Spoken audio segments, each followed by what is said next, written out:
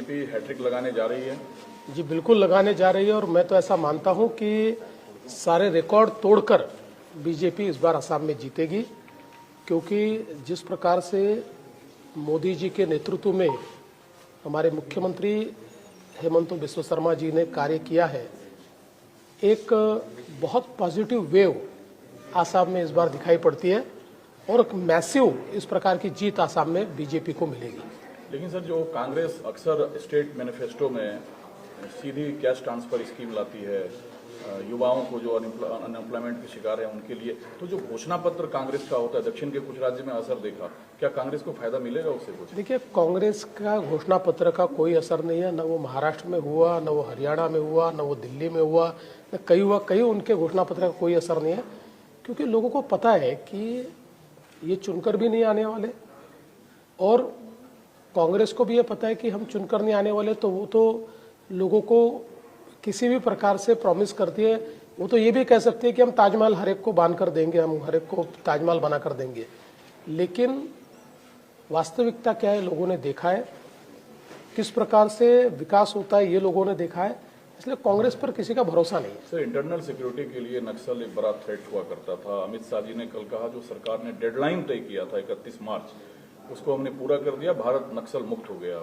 देखिए, मैं प्रधानमंत्री मोदी जी का और हमारे गृह मंत्री अमित भाई का बहुत बहुत अभिनंदन करना चाहूँगा, उनका आभार व्यक्त करना चाहूँगा कि जिस प्रकार से नक्सल के खिलाफ बहुत दृढ़ता से उन्होंने लड़ाई लड़ी। मैं खुद जिस राज्य से आता हूँ, महाराष्ट्र, वो राज्य एक सबसे बड़ा नक्सल पीड़ित राज्य हुआ करता था और मोदी जी के अमित भाई के नेतृत्व में अब वहाँ से नक्सलवाद का तकरीबन पूरा सफाया हम लोगों ने कर दिया है। वहाँ भी बिल्कुल जिस गढ़चिरौली में पाँव भी नहीं रखा जाता था, अब वो गढ़चिरौली देश का एक प्रकार से स्टील सिटी बनने जा रहा है।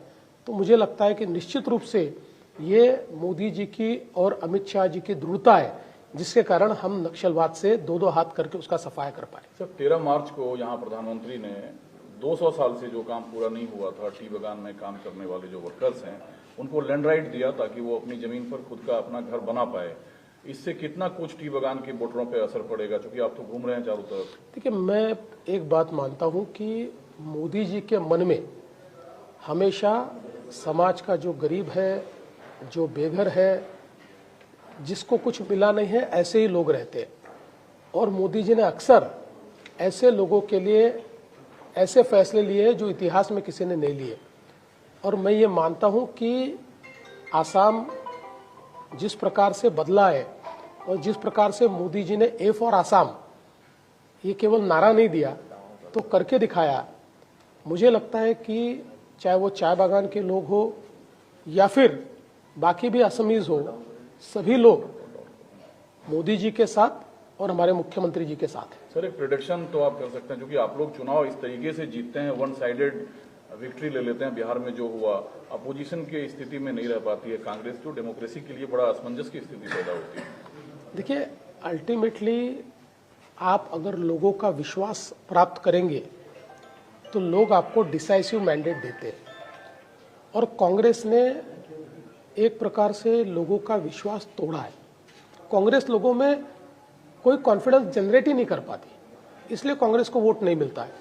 मुझे लगता है, मैं तो कोई सिफोलॉजिस्ट नहीं हूँ, इसलिए मैं सीटों के ऊपर कोई प्रेडिक्शन नहीं करूँगा, पर जो मुझे सेंस आसाम में दिखाई पड़ रहा है वो ये है कि आसाम में भारतीय जनता पार्टी और जो हमारा अलायंस एक बहुत बड़ी जीत की ओर जा रहा है। एक आखिरी सवाल सर, गैस की किल्लत और पेट्रोल डीजल को अपोजिशन मुद्दा बनाना चाह रही है, सरकार बार बार कहती है कोई क्राइसिस नहीं है। आप जो घूम रहे हैं, आपके पास ऐसी शिकायतें आ रही है क्या? देखिए, बिल्कुल ऐसी कोई शिकायतें नहीं है। उल्टा, आप अगर हमारे आसपास के देश, एशियन कंट्रीज, यूरोपियन कंट्रीज देखेंगे तो वॉर के क्राइसिस में तकरीबन कई कंट्रीज ने लॉकडाउन किया है, किसी ने 4 डे वीक किया है, किसी ने 3 डे वीक किया है। भारत एक ऐसा है जहाँ जनजीवन कहीं पर भी इफेक्ट नहीं हुआ। हमारे प्रधानमंत्री जी ने एक दिन भी हमको पेट्रोल डीजल की किल्लत नहीं पड़ने दी। हमारे यहाँ पर जो डोमेस्टिक गैस है उसकी किल्लत नहीं हुई और जो कमर्शियल है उसको भी 70% तक रिस्टोर करने का काम हमारे प्रधानमंत्री जी ने किया है।